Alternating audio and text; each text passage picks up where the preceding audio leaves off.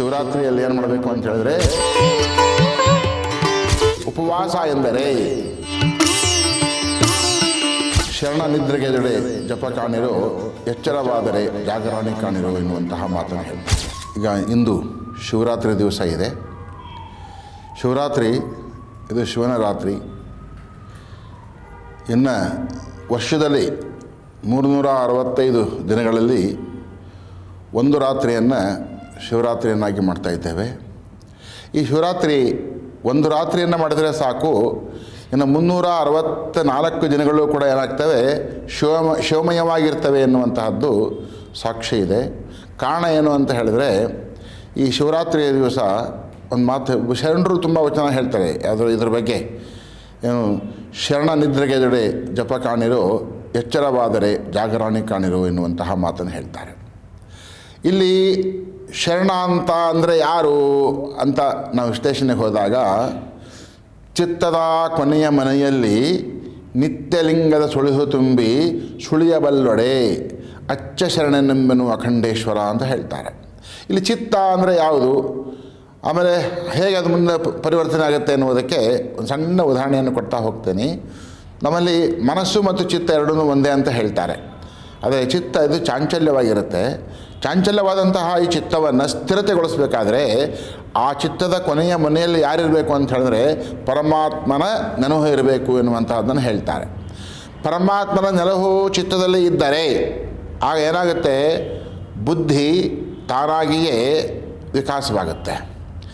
ಬುದ್ಧಿ ವಿಕಾಸವಾದರೆ ಆವಾಗ ಅಹಂಕಾರ ನಿರಸನವಾಗುತ್ತೆ. ಅಹಂಕಾರ ನಿರಸನವಾದರೆ ನಿರ್ಮಲವಾದಂತಹ ಮನಸ್ಸಿರುತ್ತೆ. ನಿರ್ಮಲವಾದಂತಹ ಮನಸ್ಸಿದ್ರೆ ಅವನಲ್ಲಿ ಶಿವಜ್ಞಾನ ಉಂಟಾಗ್ತಾ ಬರುತ್ತೆ. ಅದಕ್ಕೆ ಹೇಳ್ತಾರೆ, ಶಿವಭಕ್ತಿ ಶಿವಜ್ಞಾನ ಇಲ್ಲದ ಮನುಜರು ಸಗಣಿಲಿ ಸಾಶರ ಹೊಳಹುಟ್ಟದೆ ದೇವ ಎನ್ನುವಂತಹ ಮಾತನ್ನು. ಆ ದೃಷ್ಟಿಯಿಂದ ಇಲ್ಲಿ ಶಿವಭಕ್ತಿ ಶಿವಜ್ಞಾನ ಬಹಳ ಮುಖ್ಯವಾಗಿ ಚಿತ್ತದಲ್ಲಿಯೇ ಶಿವನನ್ನು ನೆಲೆಗೊಳಿಸಿಕೊಂಡಾಗ ಆಗ ಅವನೇನಾಗ್ಬಿಡ್ತಾನೆ ಅಂತ ಹೇಳಿದ್ರೆ, ಶಿವಭಕ್ತಿ ಸಂಪನ್ನನಾಗ್ತಾನೆ ಎನ್ನುವಂತಹದ್ದನ್ನು. ಹಾಗಾಗಿ ಅಂತಹ ಶಿವಭಕ್ತಿ ಸಂಪನ್ನನಾಗುವುದಕ್ಕೋಸ್ಕರವಾಗಿಯೇ ಈ ಶಿವರಾತ್ರಿಯ ದಿವಸನಾದರೂ ಕೂಡ ಚಿತ್ತದಲ್ಲಿ ಯಾರನ್ನು ನೆಲೆಸ್ಕೊಳ್ಬೇಕು, ಪರಮಾತ್ಮನ ನೆಲೆಗೊಳಿಸ್ಕೊಳ್ಬೇಕು ಎನ್ನುವಂತಹದ್ದನ್ನು ನಮಗೆ ಒಂದು ದಿವಸದ ಮಹತ್ವವನ್ನು, ಶಿವರಾತ್ರಿಯ ಮಹತ್ವವನ್ನು ತಿಳಿಸುವಂತಹ ಒಂದು ಪ್ರಯತ್ನವನ್ನು ನಮ್ಮ ಹಿಂದಿನವರು ಮಾಡಿಕೊಟ್ಟಿದ್ದಾರೆ. ಹಾಗಾಗಿ ಶಿವರಾತ್ರಿಯಲ್ಲಿ ಏನು ಮಾಡಬೇಕು ಅಂತ ಹೇಳಿದ್ರೆ, ಶಿವನ ಜಾಗರಣೆಯನ್ನು ಮಾಡುತ್ತಾ, ಶಿವನಾಮ ಸ್ಮರಣೆಯನ್ನು ಮಾಡುತ್ತಾ, ಶಿವನಲ್ಲಿ ಭಕ್ತಿಯ ಸಮರ್ಪಣೆಯನ್ನು ಮಾಡುತ್ತಾ, ಆಮೇಲೆ ಶಿವನ ವಿಚಾರಗಳ ಕೀರ್ತನೆಗಳನ್ನು ಕೇಳುತ್ತಾ ಶಿವನೊಂದಿಗೆ ಬೆರೆಯುವಂತಹ ಕೆಲಸವನ್ನು ಮಾಡಬೇಕು. ಹಾಗಾಗಿ 24 ಗಂಟೆಗಳ ಕಾಲ ಅಂದರೆ ಹಗಲು 4 ಪ್ರಹರ, ರಾತ್ರಿ 4 ಪ್ರಹರ, ಅಲ್ಲಿಗೆ ಎಷ್ಟಾಯಿತು, 24 ಗಂಟೆ. ಒಂದು ಪ್ರಹರ ಅಂದರೆ 3 ಗಂಟೆ, 4 + 4 8 ಪ್ರಹರ ಅಂದರೆ ಅಲ್ಲಿಗೆ 24 ಗಂಟೆಗಳ ಕಾಲ ಶಿವಸ್ಮರಣೆಯಲ್ಲಿ ಇರಬೇಕು.